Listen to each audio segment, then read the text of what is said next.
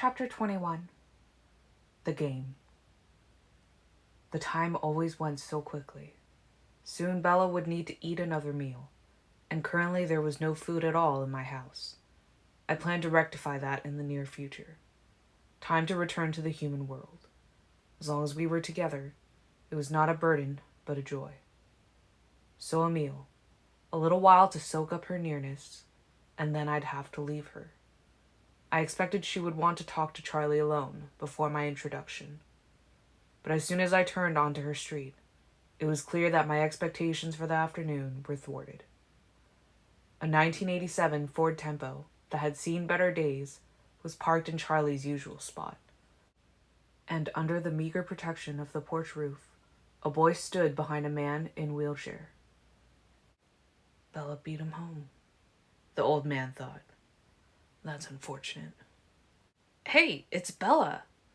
The boy's thoughts were much more enthusiastic. I could think of only one reason that Billy Black would be unhappy to see Bella arrive before her father. And that reason involved a broken treaty. I would have confirmation soon enough. Billy hadn't seen me yet. Has he forgotten who the treaty actually protects? I hissed. Bella glanced up at me, confused, though I doubted I'd spoken slowly enough for my words to be intelligible. Jacob saw me in the driver's seat just a second before Billy did. Him again. So she must be dating him. His enthusiasm vanished. No! Billy's thought was a shout, and then a mental groan. No. I heard his half-articulated fears. Should he tell his son to run? Was it already too late? And then his guilt. How did it know? I saw that I was right, that this visit was no innocent social call. Parking the truck against the curb, I locked eyes with the frightened man. This is crossing the line. I enunciated clearly this time. I hoped he could read my lips. Bella understood immediately. He came to warn Charlie? She sounded horrified by the idea. I nodded, not breaking away from Billy's stare. After a second more, he looked down. Let me deal with this, Bella suggested. As much as I would have loved to get out of the truck and stalk up to the helpless duo, to lean over them, intimidating, close enough that all the little signs of what I was would feel like they were screaming at the old man, to bare my teeth and snarl a warning in a voice that would sound anything but human, to watch his hair stand on end and hear his heart splutter with panic. I knew it was a bad idea. For one thing, Carlisle wouldn't like it. For another, though the boy was well aware of the legends, he would never believe them, unless I got in their faces and flaunted my less human side. That's probably best, I agreed. Be careful, though. The child has no idea. Annoyance flashed suddenly across her face. I was confused until she spoke. Jacob is not that much younger than I am. It was the word child that had offended her. Oh, I know, I teased. Bella sighed and reached for the door handle, no happier about separating than I was. Get them inside so I can leave. I'll be back around dusk, I promised. Do you want my truck? I could walk home faster than this truck moves. She smiled for a second, and then her face fell. You don't have to leave, she murmured. Actually, I do. I glanced at Billy Black. He was staring again, but he looked away quickly when he met my gaze. After you get rid of them, I felt a smile spreading across my face, a little too wide. You still have to prepare Charlie to meet your new boyfriend. Thanks a lot, she moaned. But while she clearly worried about Charlie's reaction, I could see that she would go through with this. She would give me a label in her human world, something to let me belong there. My smile softened. I'll be back soon. I appraised the humans on the porch one more time. Jacob Black was embarrassed, thinking caustic thoughts about his father for dragging him out to spy on Bella and her boyfriend.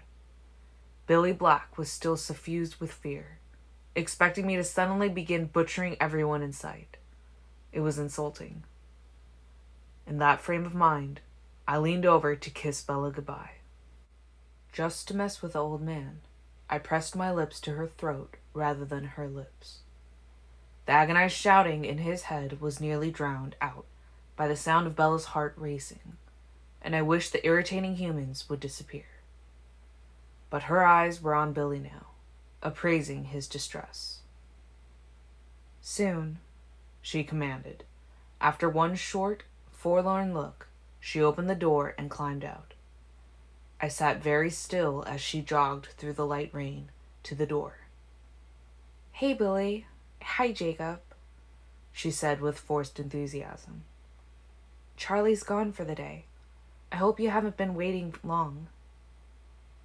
"Not long," the man said quietly. He kept glancing at me and then away again. He held up a brown paper bag. "I just wanted to bring this up." "Thanks. Why don't you come in for a minute and dry off?" She acted like she was unaware of his piercing stare, unlocking the door and then gesturing for them to enter, a smile glued to her face. She waited till they were inside the house to follow. "Here, let me take that," she said to Billy while she turned to shut the door behind her. Her eyes locked with mine for one instant, and then the door was closed. I quickly moved from Bella's truck to my usual tree before they could reach any windows that had a view of this side of the yard.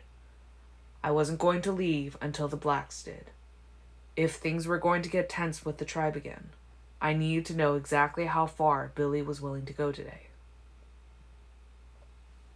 Fishing again? Down at the usual spot? Maybe I'll run by and see him. Even more urgent now. I didn't know I had gone so bad. Poor Bella.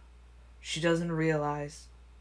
No, Bella protested sharply, at the same time my teeth snapped together. He was headed someplace new, but I have no idea where. Even through the walls, I could hear that her tone was seriously off. Billy also noticed. What's this? She doesn't want me to see Charlie. She couldn't know why I need to warn him. I could see Bella's expression as he analyzed it. Her eyes flashed. Her chin lifted stubbornly. It reminded him of one of his daughters, the one who never visited. I need to talk to her alone. Jake, he said slowly, why don't you go get that new picture of Rebecca out of the car? I'll leave that for Charlie, too. Where is it? Jacob's pure, clear thoughts were all gloomy now, replaying the kiss in the truck.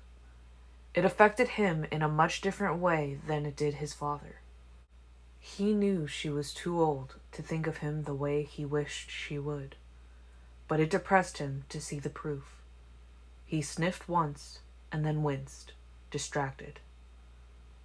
Something's got rancid in here, he thought, and I wondered if he was reacting to his father's gift in the paper bag. I'd smelled nothing amiss this morning. I think I saw it in the trunk, Billy lied smoothly. You may have to dig for it. Neither Billy nor Bella spoke again until Jacob exited the front door. His shoulders slumped and his face down. He trudged to the car, ignoring the rain, and, with a sigh, started to sift through a pile of old clothes and forgotten junk. He was still rehashing the kiss, trying to decide how into it Bella was. Billy and Bella were facing off in the hallway. How do I start? Before he could say anything, Bella turned and walked away toward the kitchen. He watched her retreating figure for a second, and then followed. The refrigerator door creaked, then rustling ensued.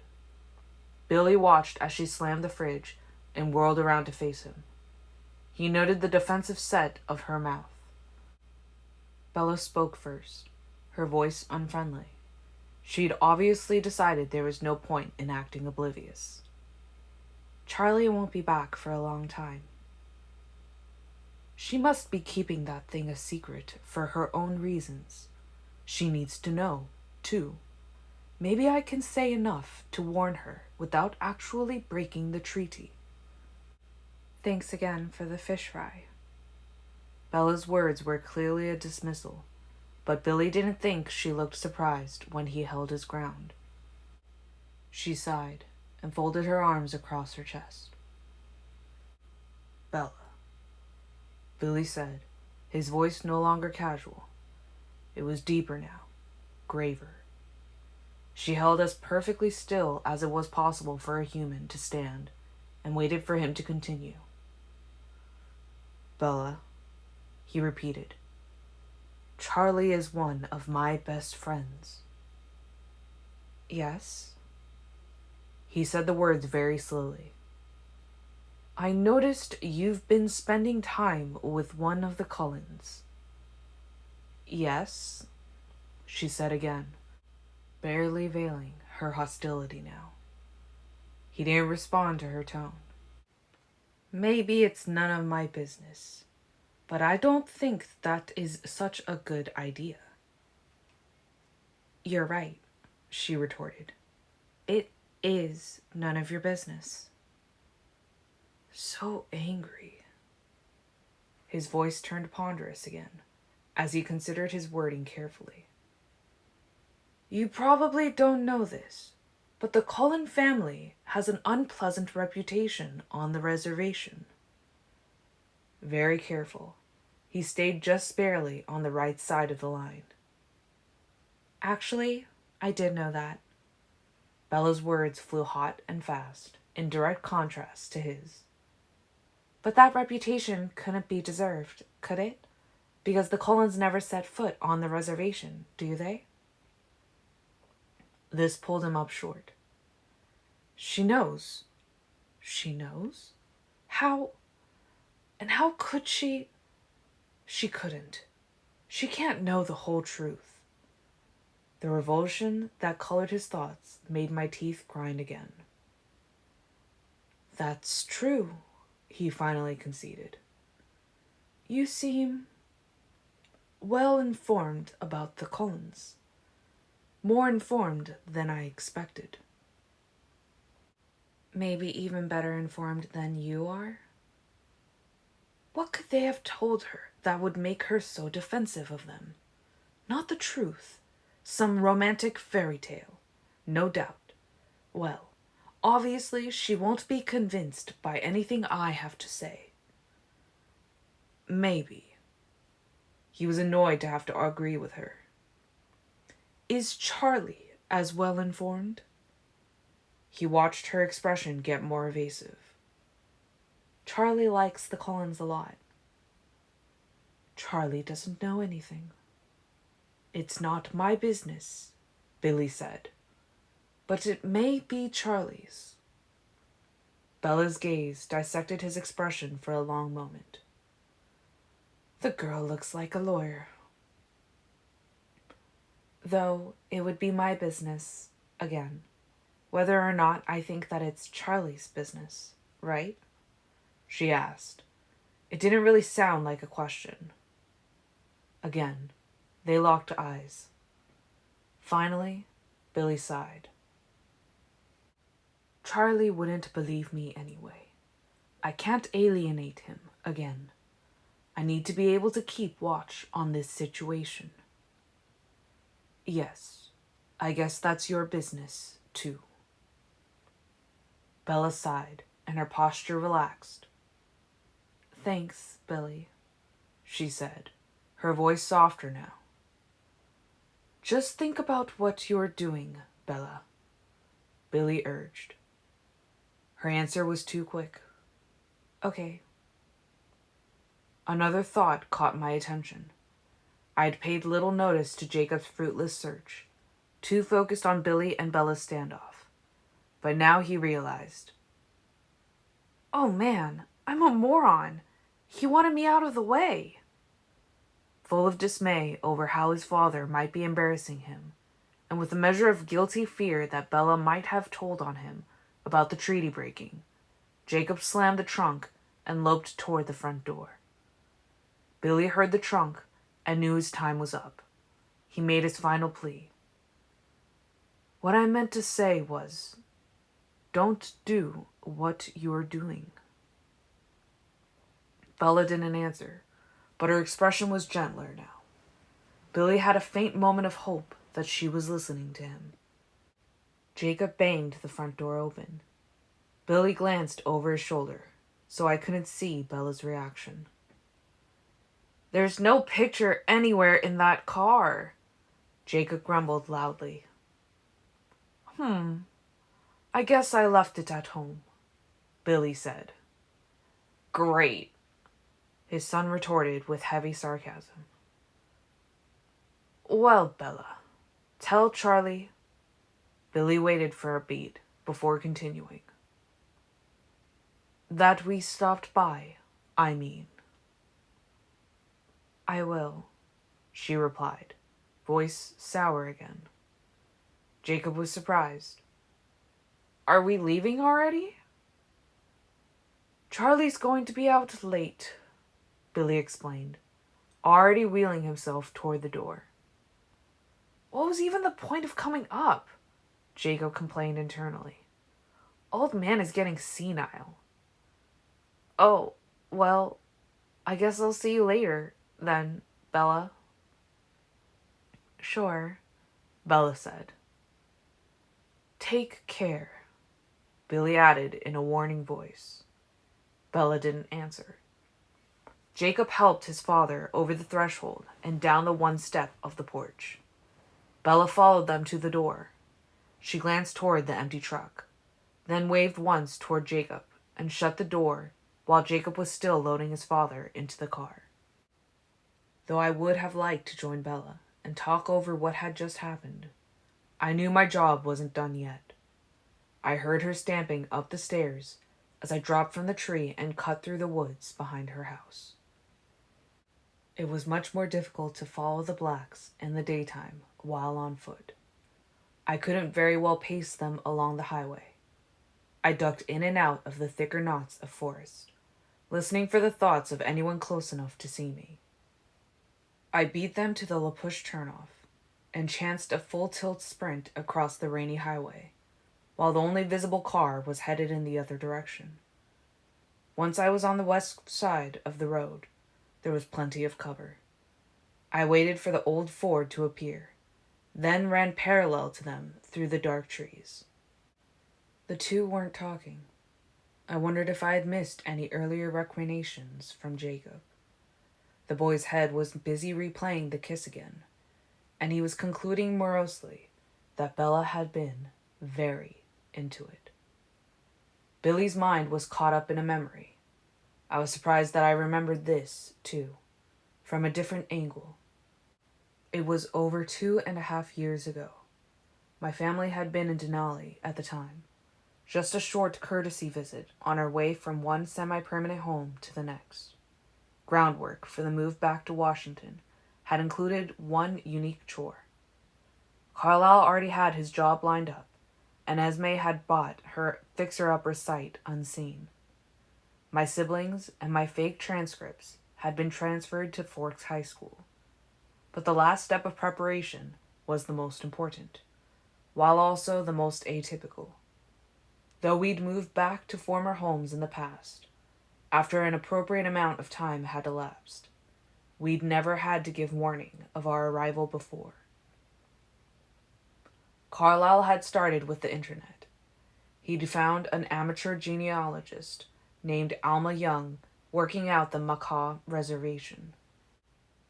Pretending to be another family history enthusiast, he'd asked about any descendants of Ephraim Black, who might still live in the area.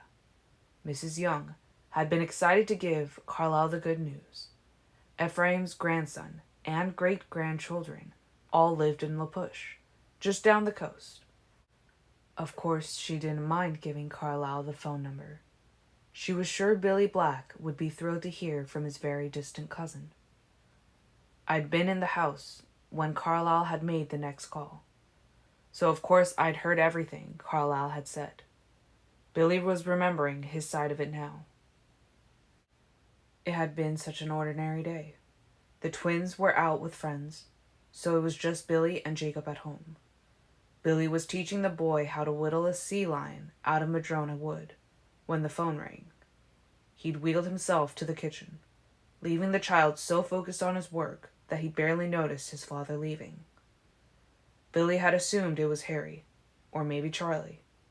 He'd answered with a cheerful, "Hello." "Hello. Is this Billy Black?" He didn't recognize the voice on the other end of the line, but there was something sharp and clear about it that put his back up for some reason. "Yes, this is Billy. Who's asking?" "My name is Carlyle Cullen," the soft yet piercing voice told Billy, and it felt like the floor was falling out from under him. For a wild second, he'd thought he was having a nightmare. This name and this keen-edged voice were part of a legend, a horror story. Though he'd been warned and prepared, it had all been such a very long time ago. Billy had never actually believed that one day he'd have to live in the same world as that horror story. "Does my name mean anything to you?" the voice asked, and Billy noticed how young it sounded, not hundreds of years old, as it should. Billy had struggled to find his own voice. "Yes," he finally rasped. He thought he heard a faint sigh. "That's good," the monster replied. "It makes it easier for us to fulfill our duty." Billy's mind went numb as he realized what the monster was saying. Duty. He was speaking of the treaty. Billy struggled to remember the secret accords he'd so carefully memorized. If the monster said he had a duty to discharge, then that could only mean one thing. All the blood drained from Billy's face, and the walls seemed to tilt around him, though he knew he was sitting safe and stable in his wheelchair. "You're coming back," he choked out. "Yes," the monster agreed. "I know this must be unpleasant for you to hear, but I assure you that your tribe is in no danger, nor are any of the people in Forks.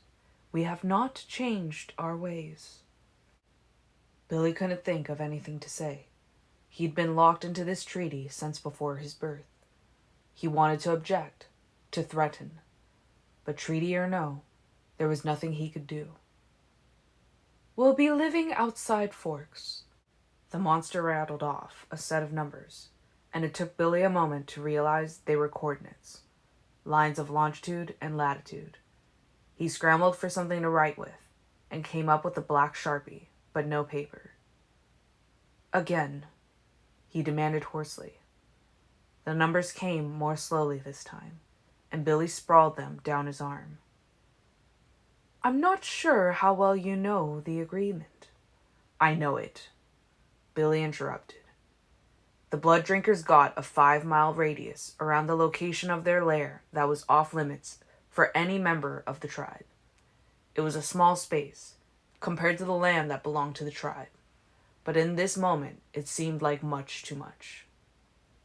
How would they convince any of the children to obey this rule? He thought of his own headstrong daughters and his happy-go-lucky son. None of them believed any of the stories, and yet if they ever made an innocent mistake, they'd be fair game. "Of course," the monster said politely. "We know it very well, too. You have nothing to worry about.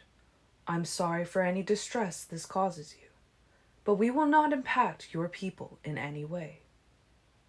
Billy just listened, numb again. Our current plan is to live in Forks for about a decade. Billy's heart stopped. 10 years. My children will be attending the local high school. I don't know if any of your tribe's children come up to the school. No, Billy whispered. Well, if anyone wishes to, I can assure you it will not be unsafe. The faces of the children of Forks flashed through Billy's mind. Was there nothing he could do to protect them? Let me give you my number. We'd be happy to have a more cordial... No, Billy said, stronger this time. Of course, whatever makes you most comfortable. And then a panicked thought intruded. The monster had spoken of his children. How many?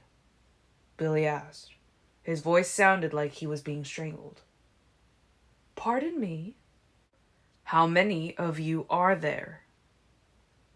For the first time, the smooth, confident voice hesitated. 2 more found our family many years ago. There are 7 of us now. Very slowly and deliberately, Billy hung up the phone.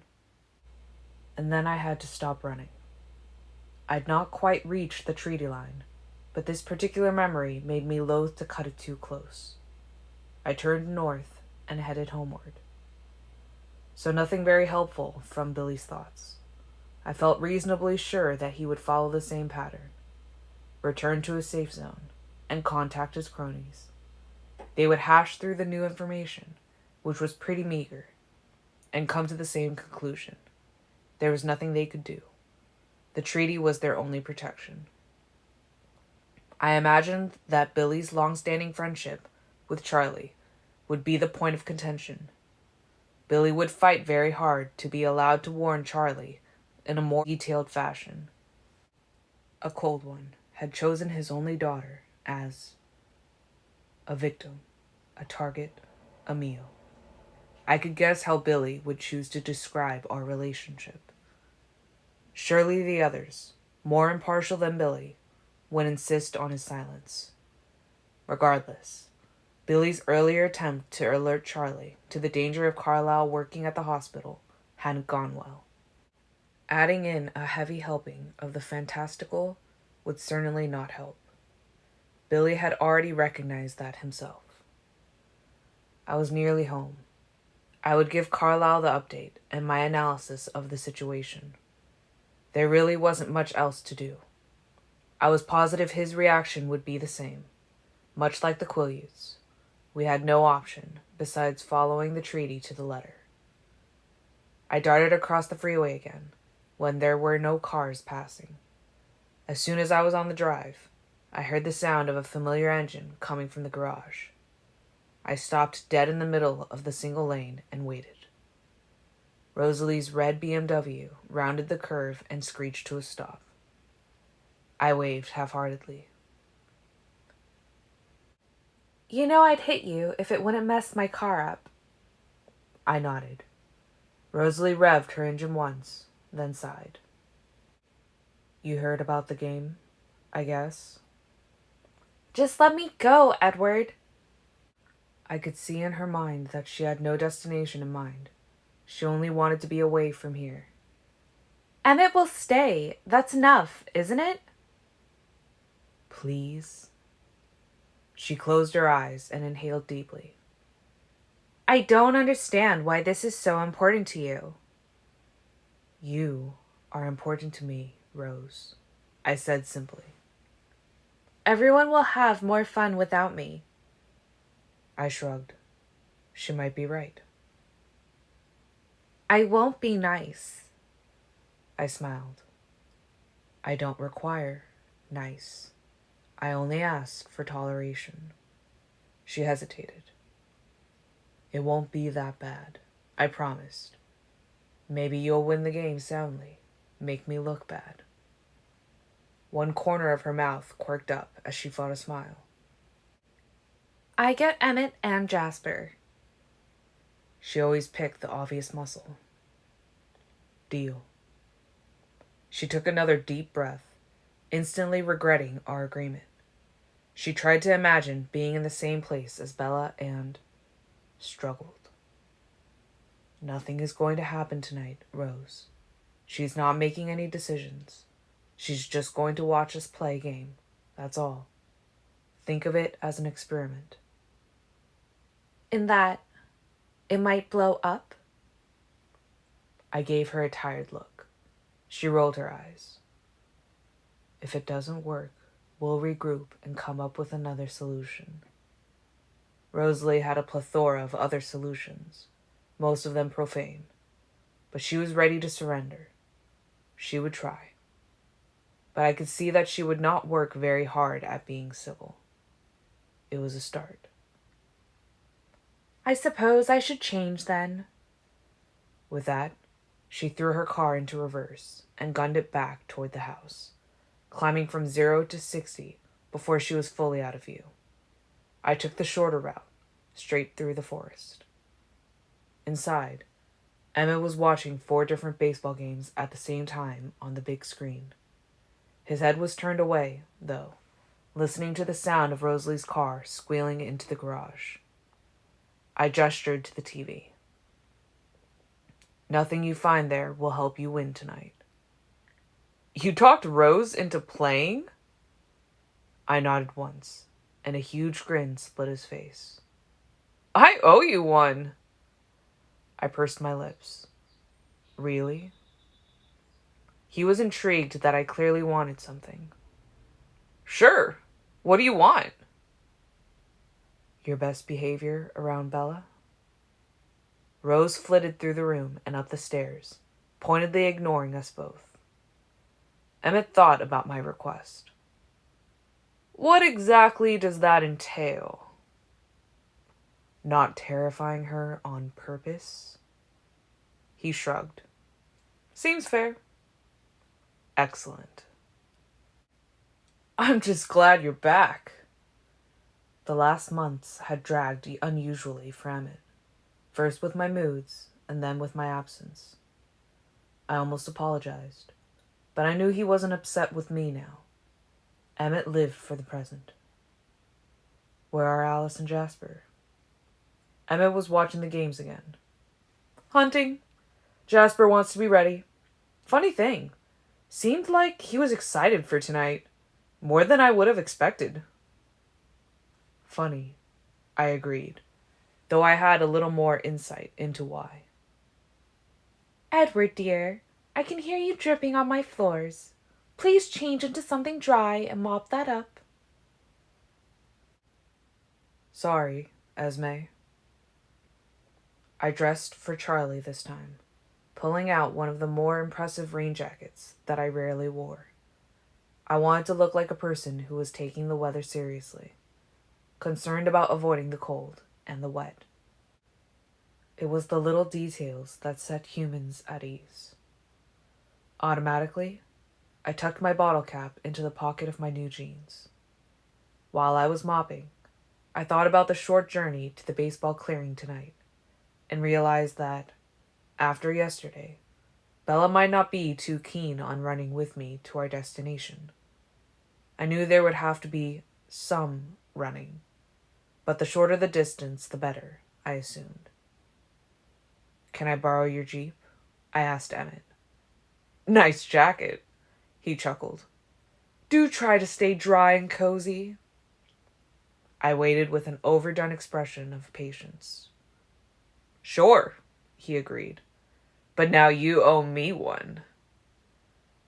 I'm delighted to be in your debt. I darted back upstairs to the sound of his laughter. It was a quick conference with Carlisle. Like me, he could see no course of action besides continuing on as we were. And then I was hurrying back to Bella. Emmett's Jeep was in many ways the most conspicuous of our cars, just by sheer size. But there weren't many people out in the downpour, and the rain would make it hard for anyone to see who was driving. People would assume the massive vehicle was from out of town. I wasn't sure how much time Bella would need, so I turned up the street a block from hers to make sure she was ready for me. Before I was even to the end of the street, I could tell Charlie's thoughts were in a dither. She must have begun. I caught a glimpse of Emmett's face in his head. What was that about? I pulled over by a patch of forest between homes and let the engine idle. I was close enough now to make out their spoken voices. The nearby houses were not silent, but those other voices, both mental and physical, were easily ignored. I was so attuned to the sound of Bella's voice by now that I could have picked it out over a stadium full of shouting.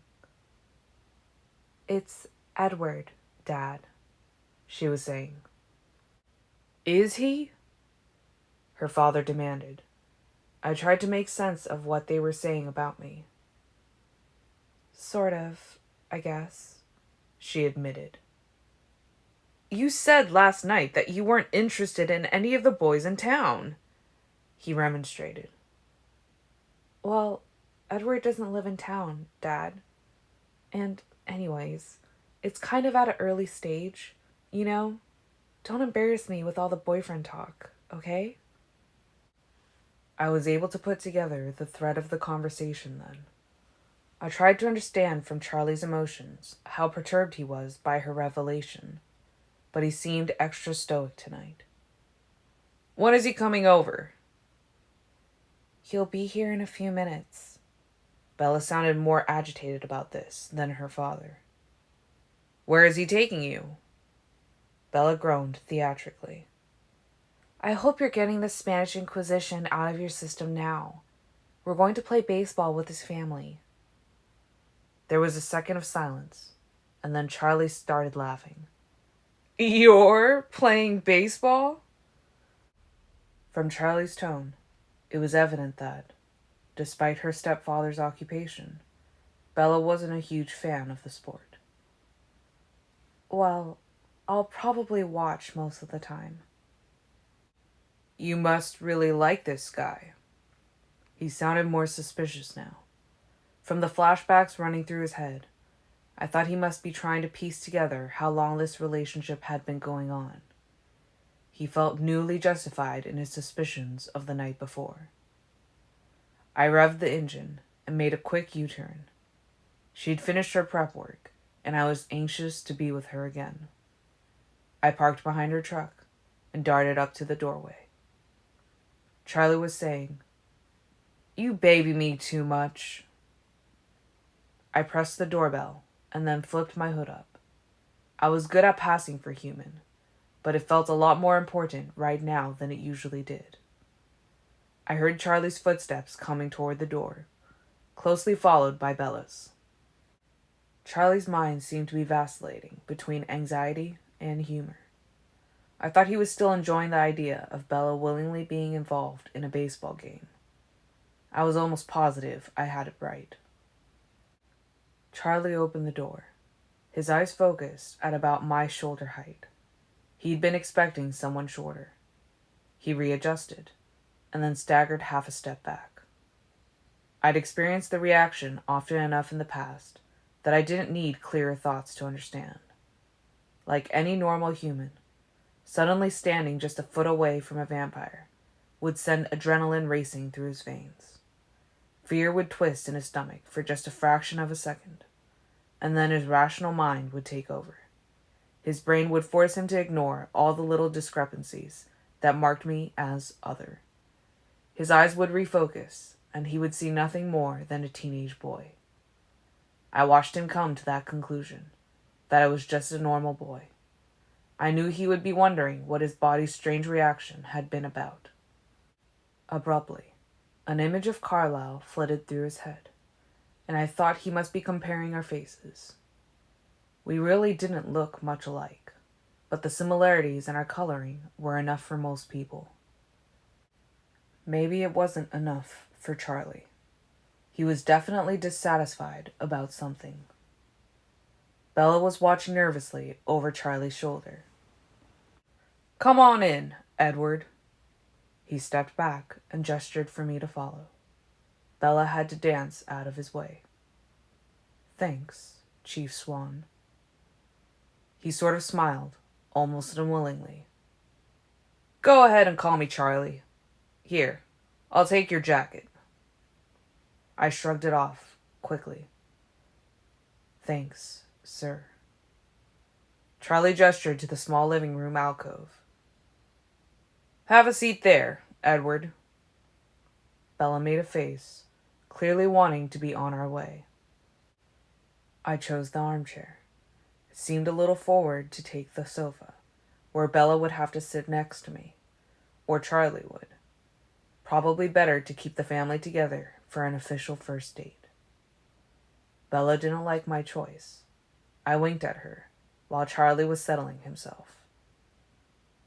"So I hear you're getting my girl to watch baseball," Charlie said. Amusement was winning in his expression. "Yes, sir. That's the plan." He chuckled aloud now. "Well, more power to you, I guess." I politely laughed along. Bella jumped to her feet. "Okay, enough humor at my expense. Let's go." Hurrying back to the hall, she shoved her arms into her own jacket. Charlie and I followed. I grabbed my jacket on the way and slipped it on. "Not too late, Belle," Charlie cautioned. "Don't worry, Charlie. I'll have her home early," I said. He eyed me keenly for a second. "You take care of my girl, all right?" Bella performed another dramatic groan. It felt more satisfying than I would have thought to say the words, "She'll be safe with me, I promise, sir," and be confident that they were true. Bella walked out. Charlie and I laughed together again, though this time it was more genuine on my part. I smiled at Charlie and waved as I followed Bella outside. I didn't get very far. Bella had frozen on the small porch, staring at Emmett's Jeep. Charlie crowded behind me, looking to see what had slowed Bella's determination to escape. He whistled in surprise. "Wear your seatbelts," he said gruffly. Her father's voice galvanized her. She dashed out into the pouring rain. I kept my speed human, but used my considerably longer legs to get to the passenger side first and open the door for her. She hesitated for a moment, eyeing the seat, then the ground, then the seat again. She took a deep breath and bent her legs as though about to jump. Charlie couldn't see much of us through the Jeep's windows, so I lifted her into the seat.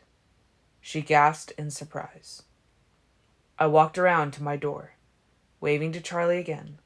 He waved back perfunctorily. Inside the car, Bella was struggling with the seatbelt, holding a buckle in each hand. She looked up at me and said, "What's all this?"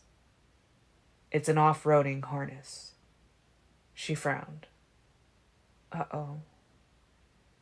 After a second of searching, she found a tongue, but it wouldn't fit into either of the two buckles she tried it with. I chuckled once at her baffled expression, then snapped all of her attachments into place. Her heart drummed louder than the rain when my hands brushed across the skin of her throat. I let my fingers trail across her collarbones once before I settled into my seat and started the engine.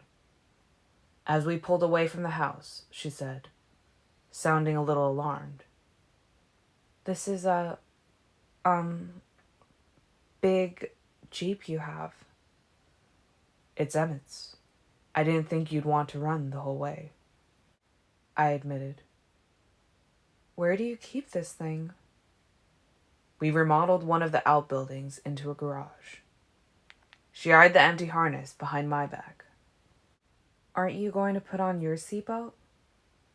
I just looked at her. She frowned and started to roll her eyes, but the expression got stuck mid-roll. "Run the whole way?" Her voice rose to a higher octave than usual. As in, we're still going to run part of the way? You're not going to run, I reminded her. She moaned. I'm going to be sick. Keep your eyes closed. You'll be fine. Her front teeth bit deep into her lower lip. I wanted to reassure her. She would be safe with me. I leaned over to kiss the top of her head, and then I flinched. The rain in her hair affected her scent in a way I hadn't expected. The burn in my throat, which had seemed so stable, seized me in a sudden flare. A groan of pain escaped my lips before I could block it. I straightened up at once, putting space between us. She was staring at me, confused. I tried to explain. You smell so good in the rain. Her expression was wary as she asked. In a good way or in a bad way? I sighed. Both. Always both. The rain pelted the windshield like hail, sharp and loud, sounding more solid than a liquid. I turned onto the off-road track that would take us as deep into the forest as the Jeep could go. It would cut a few miles off the run. Bella stared out the window, seemingly lost in thought. I wondered whether my answer had upset her, but then I noticed how tightly she was bracing herself against the window frame. Her other hand gripped around the edge of her seat. I slowed down, taking the ruts and the rocks as smoothly as I could. It seemed as though every method of travel besides her lethargic dinosaur of a truck was unpleasant to her. Maybe this bumpy ride would make her less loath to travel the most convenient way. The track died into a small open space, surrounded by close-packed fir trees. There was just enough room to turn a vehicle around in order to head back down the mountain. I shut off the engine, and suddenly it was nearly silent. We'd run through the storm. It was just misting now. Sorry, Bella. I apologized. We have to go on foot from here. You know what? I'll just wait here. She sounded breathless again. I tried to read her face to see how serious she was. I couldn't tell if she was really that frightened or being stubborn. What happened to all your courage? I demanded. You were extraordinary this morning. The corners of her lips twitched up into a very small smile. I haven't forgotten the last time yet. I dashed around the car to her side, wondering about that smile. Was she teasing me a little? I opened the door for her, but she didn't move. The harness must still be an impediment. I worked quickly to free her. I'll get those, she protested, but it was already done before she could add. You go on ahead. I considered her expression for a moment. She looked a little nervous, but not terrified. I didn't want her to give up on traveling with me. For one thing, it was the simplest way of getting around. But more than that, before Bella, running had been my favorite thing. I wanted to share it with her. But first, I had to convince her to give it another try. Maybe I would attempt a more dynamic form of dazzling. I thought through all our past interactions. In the early days, I'd often misinterpreted her reactions to me. But now I saw things through a new filter. I knew that if I looked into her eyes with a certain intensity, she would often lose her train of thought. And then when I kissed her, she forgot all kinds of things. Common sense, self-preservation, and even life-sustaining activities like breathing. I considered how to proceed. It seems I'm going to have to tamper with your memory. I lifted her out of the Jeep and set her gently on her feet. She stared at me, a little nervous, a little excited. She raised her eyebrows. Tamper with my memory? Something like that. In the past, I'd had the strongest effect on her when I'd been searching most intensely to hear her secret thoughts. Amused by the futility, I tried again. I stared deeply into her clear, dark eyes. My own narrowed, and I struggled fiercely through the silence. Of course, there was nothing to hear. She blinked 4 times fast, her nervous expression shifting to one that was more stunned. I felt I was on the right path. Leaning closer, I placed my hands against the hardtop, one on either side of her head. She took a half step back, pressing herself against the door. Did she need more space? Her chin angled up, her face set at the perfect incline for me to kiss her. Probably not, then. I moved a few inches closer. Her eyes closed halfway, her lips parted. Now, what exactly are you worrying about? I murmured. She blinked fast again and took a gasping breath. I wasn't at all sure what I was supposed to be doing about her frequent breathing lapses. Did I need to remind her at intervals? Well, she swallowed, then sucked in another ragged breath. Hitting a tree and dying, and then getting sick. I grinned at her order of events, then forced my face back into its former expression of intensity.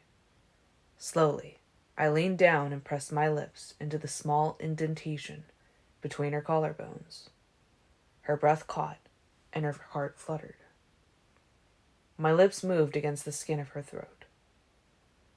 Are you still worried now?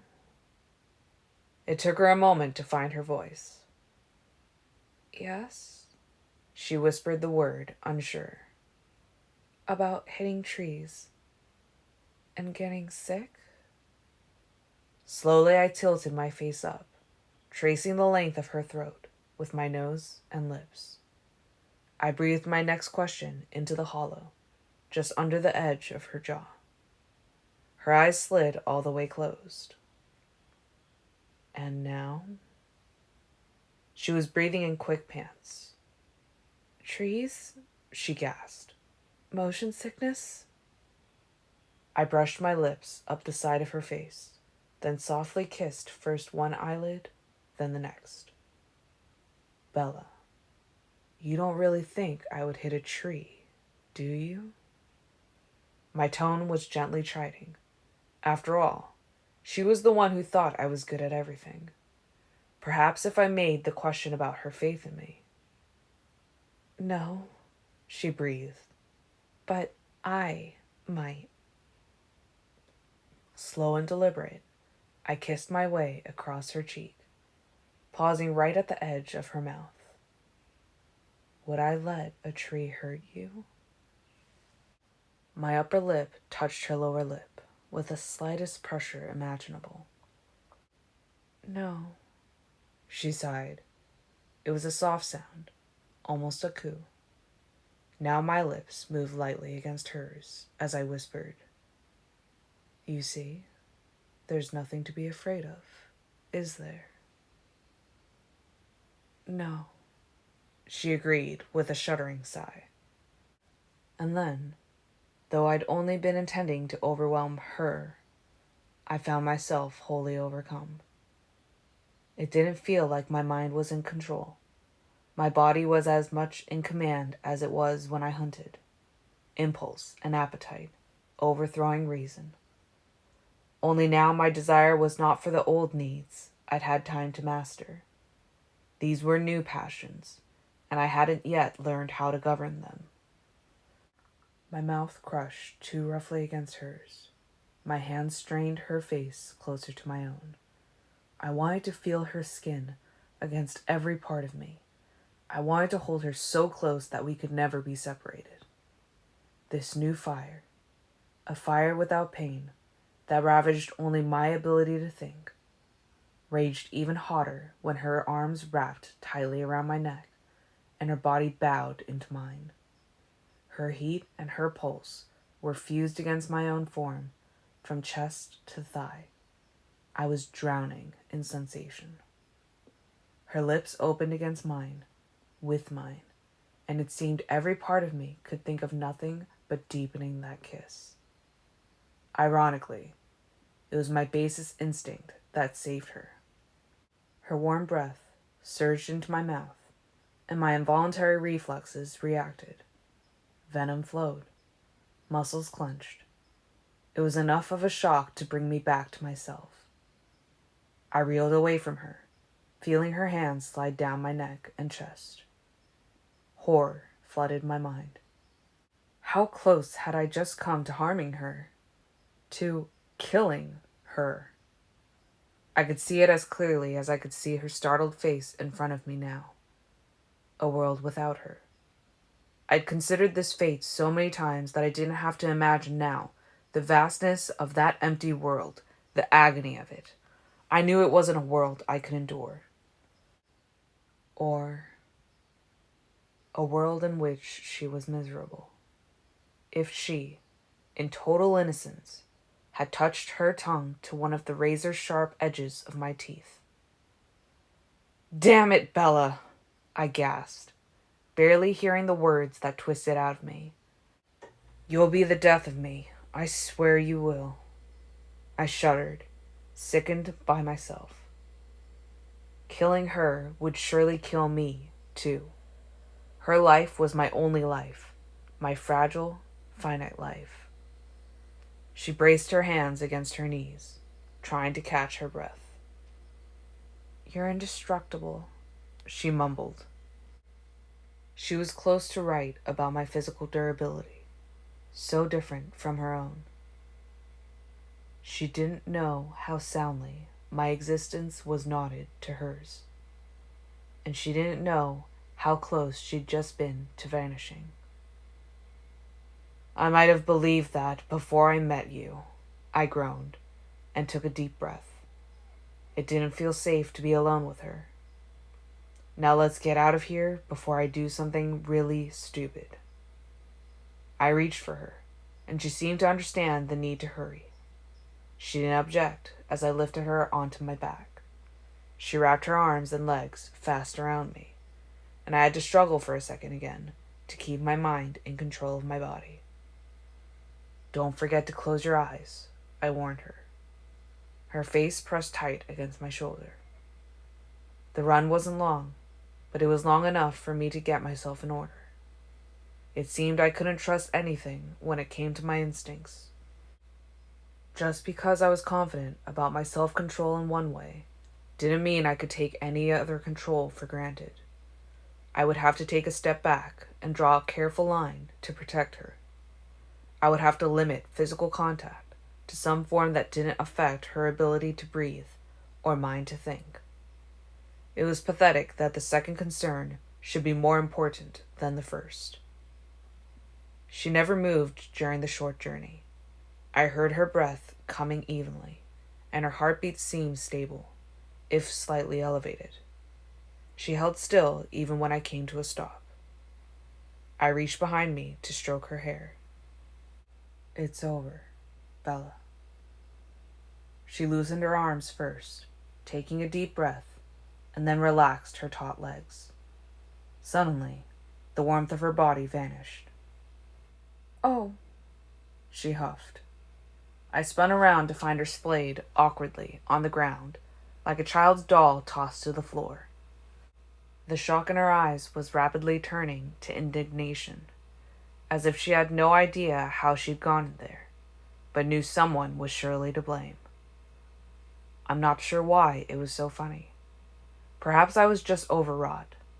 Maybe it was the powerful relief I was beginning to feel now that the close call was once again behind me. Or I just needed the release. For whatever reason, I started laughing and couldn't immediately stop. Bella rolled her eyes at my reaction, sighed, and stood up. She tried to wipe the mud off her jacket with such a long, suffering expression that I could only laugh harder. She glared at me once, then marched forward. I choked back my humor and darted after to catch her lightly by the waist, trying to force my voice to sound composed as I asked, "Where are you going, Bella?" She wouldn't look at me. "To watch a baseball game," she answered. "You don't seem to be interested in playing anymore, but I'm sure the others will have fun without you." "You're going the wrong way," I informed her. She inhaled once through her nose, tilted her chin to an even more stubborn angle, then spun 180 degrees and stomped off in the opposite direction. I caught her again. This was not the correct way, either. "Don't be mad," I pleaded. I couldn't help myself. You should have seen your face. Another laugh escaped. I tried to swallow the one that followed. She finally looked up, meeting my gaze with anger, sparking in her eyes. "Oh, you're the only one who's allowed to get mad?" I remembered how little she liked double standards. "I wasn't mad at you," I assured her. Her voice nearly dripped acid as she quoted me. "Bella, you'll be the death of me." My humor turned black, but didn't totally disappear. I'd spoken more truth in that moment of wild emotion than I'd meant to. That was simply a statement of fact. She twisted in my hold, trying to pull away. I put one hand against her cheek so she couldn't hide her face from me. Before I could say more, she insisted. "You were mad." "Yes," I agreed. "But you just said—" "That I wasn't mad at you." Nothing seemed funny now. She'd taken the blame on herself. "Can't you see that, Bella? Don't you understand?" She frowned, confused and frustrated. "See what?" "I'm never angry with you," I explained. "How could I be? Brave, trusting, warm, as you are.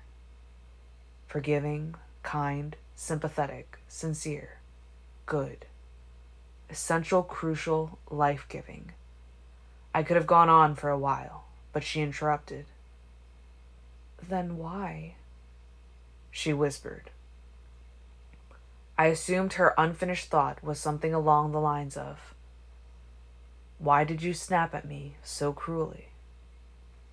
I took her face between both my hands, trying to communicate with my eyes as much as with my words, trying to put more force into each one. "I infuriate myself," I told her. "The way I can't seem to keep from putting you in danger. My very existence puts you at risk. Sometimes I truly hate myself. I should be stronger. I should be able to—" I was surprised when her fingers touched my lips, blocking the rest of what I wanted to say. "Don't," she murmured. The confusion had disappeared from her face, leaving only kindness behind. I lifted her hand from my mouth and pressed it to my cheek. "I love you," I told her. It's a poor excuse for what I'm doing, but it's still true. She stared at me with such warmth, such adoration. There seemed to be only one answer to such a look. It would have to be a restrained answer. There could be no more impulsiveness. "Now, please try to behave yourself," I murmured, speaking more to myself than to her. Gently, I pressed my lips against hers for one brief second. She was very still, holding even her breath. I straightened up quickly, waiting for her to breathe again. She sighed. "You promised Chief Swan that you would have me home early, remember? We'd better get going." Helping me again. I wished my weakness didn't force her to have to be so strong. "Yes, ma'am." I freed her, taking one of her hands to lead her forward on the correct course. We only had 10 yards to go before we passed the edge of the wood and entered the huge, open field my family simply called the clearing. The trees had been scraped away by a glacier long ago, and now just a thin layer of soil covered the bedrock beneath. Wild grass and bracken were the only things that flourished here now. It was a convenient play place for us.